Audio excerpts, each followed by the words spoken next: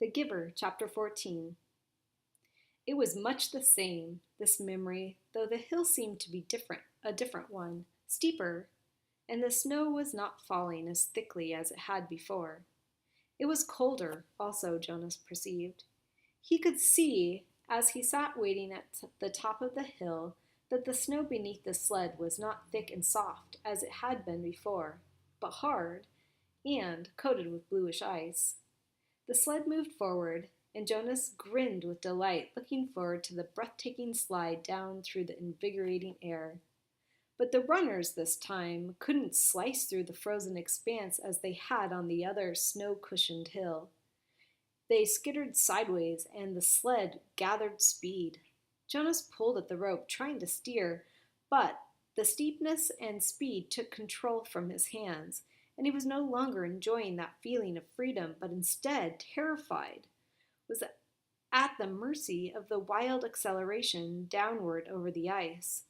Sideways, spinning, the sled hit a bump in the hill, and Jonas was jarred loose and thrown violently into the air. He fell with his leg twisted under him and could hear the crack of bone. His face scraped along jagged edges of ice, and when he came at last to a stop, he lay shocked and still, feeling nothing at first but fear. Then, the first wave of pain, he gasped. It was as if a hatchet lay lodged in his leg, slicing through each nerve with a hot blade.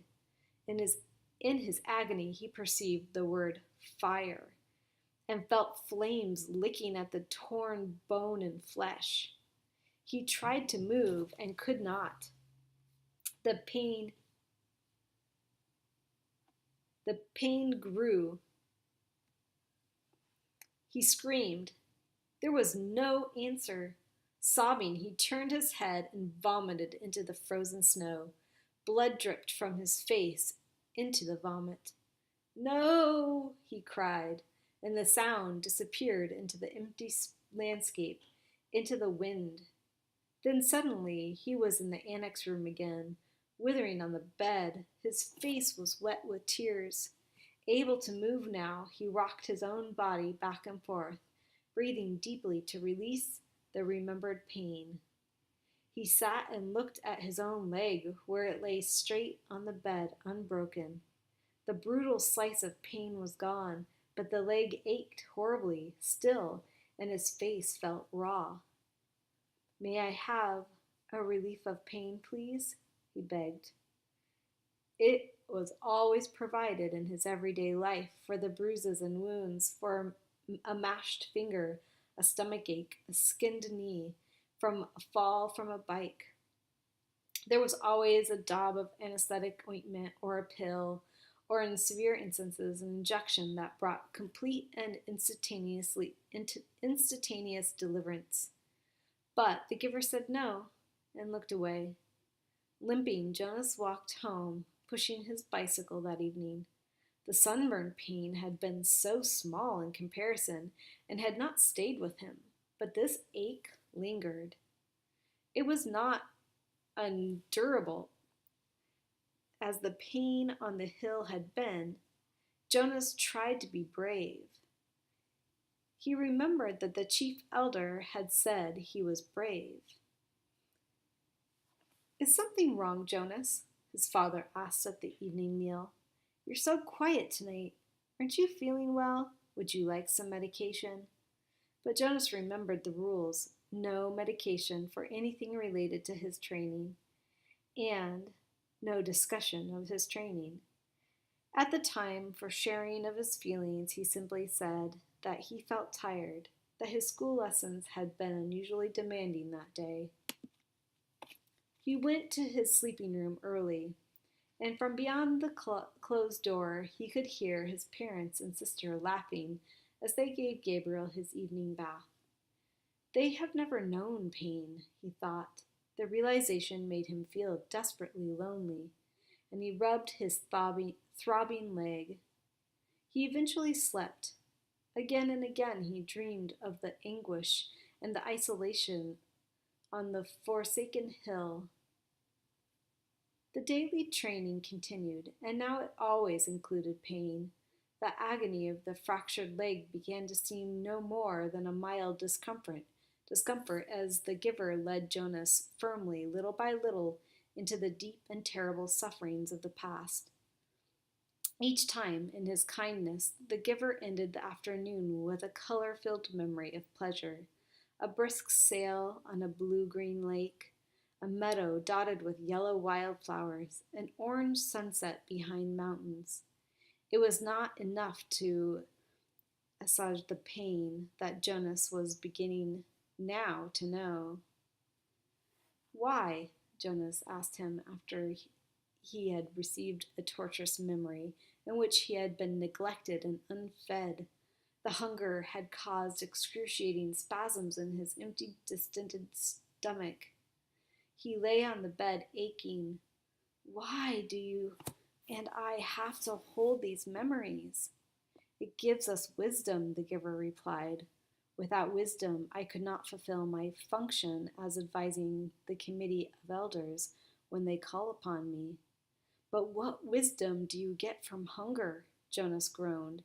His stomach still hurt, though the memory had ended. Some years ago, the giver told him, before your birth, a lot of citizens petitioned the committee of elders. They wanted to increase the rate of births. They wanted each birth mother to be assigned 4 births instead of 3, so that the population would increase and there would be more laborers available. Jonas nodded, listening. That makes sense. The idea was that certain family units could accommodate an additional child. Jonas nodded again. Mine could, he pointed out. We have Gabriel this year, and it's been fun having a 3rd child. The committee of elders sought my advice, the giver said. It made sense to them too, but it was a new idea, and they came to me for wisdom. And you used your memories? The giver said yes. And the strongest memory that came was hunger. It came from many generations back, centuries back. The population had gotten so big that hunger was everywhere, excruciating hunger and starvation. It was followed by warfare. Warfare? It was a concept Jonas did not know, but hunger was familiar to him now. Unconsciously, he rubbed his own abdomen, recalling the pain of its unfulfilled needs. So you describe that to them? They don't want to hear about the pain, they just seek the advice. I simply advised them that against increasing the population. But you said that was before my birth. They hardly ever come to you for advice. Only when what was it you said? When they have a problem they've never faced before? When did it happen last? Do you remember that day when the plane flew over the community? Yes, I was scared. So were they. They prepared to shoot it down, but they sought my advice. I told them to wait. But how did you know? How did you know the pilot was lost? I didn't. I used my wisdom from the memories. I knew that there had been times in the past, terrible times, when people had destroyed others in haste and fear and had brought about their own destruction. Jonas realized something. That means, he said slowly, that you have memories of destruction, and you have to give them to me too, because I have to get the wisdom. The giver nodded. But it will hurt, Jonas said. It wasn't a question. It will hurt terribly, the giver agreed. But why can't everyone have these memories? I think it would seem a little easier if the memories were shared. You and I wouldn't have to bear so much by ourselves if everybody took a part. The giver sighed. You're right, he said, but then everyone would be burdened and pained. They don't want that.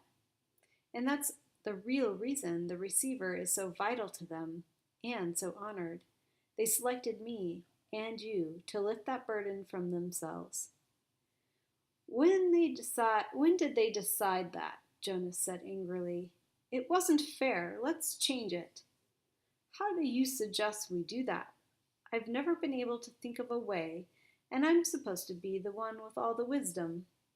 But there are two of us now, Jonas said eagerly. Together, we can think of something. The giver watched him with a wry smile. Why can't we just apply for a change of rules? Jonas suggested. The giver laughed. Then Jonas, too, chuckled reluctantly.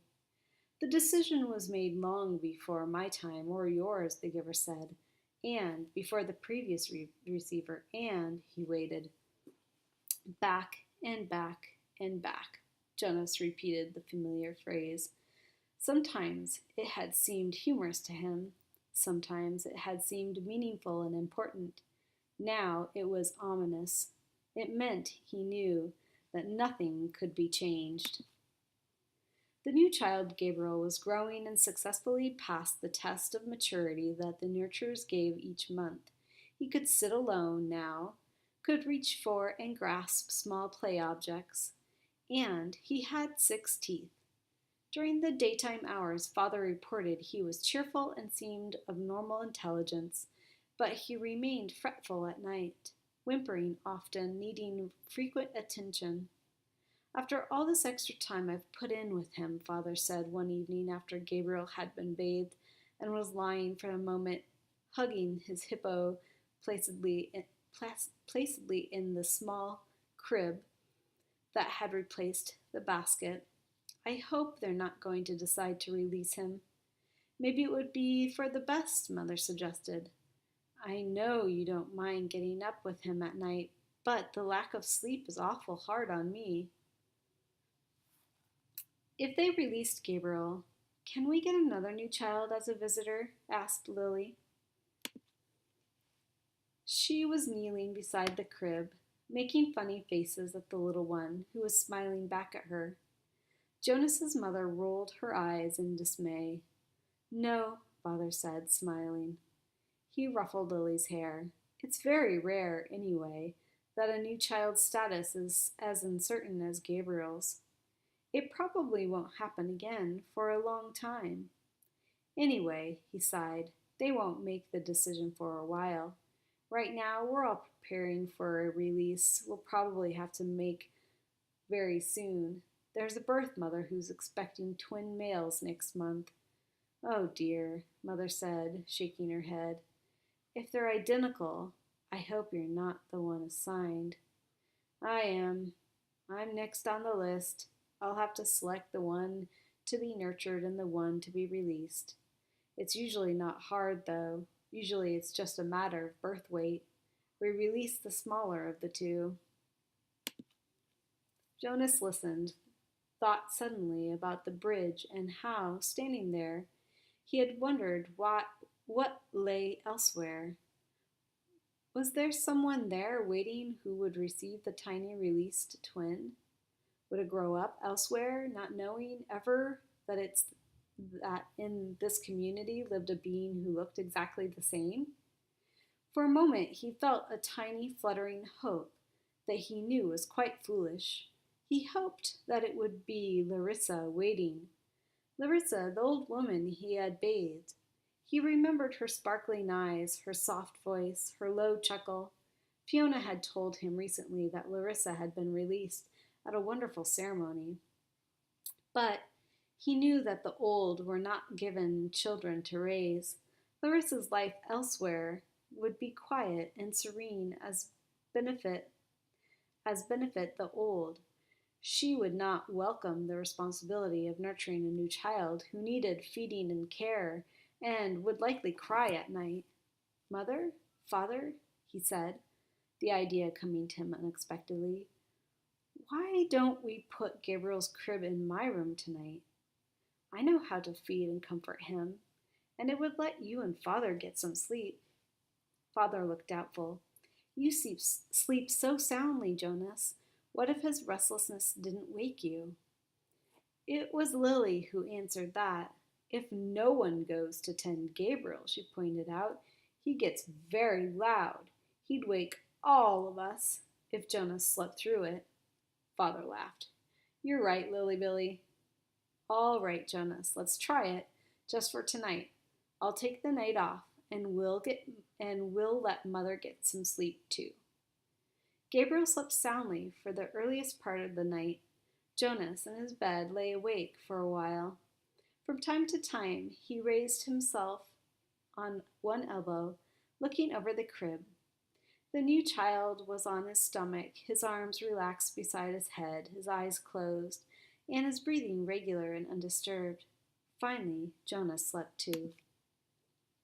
Then, as the middle hours of the night approached, the noise of Gabriel's restlessness woke Jonas. The new child was turning under his cover, flailing his arms and beginning to whimper. Jonas rose and went to him. Gently he patted Gabriel's back.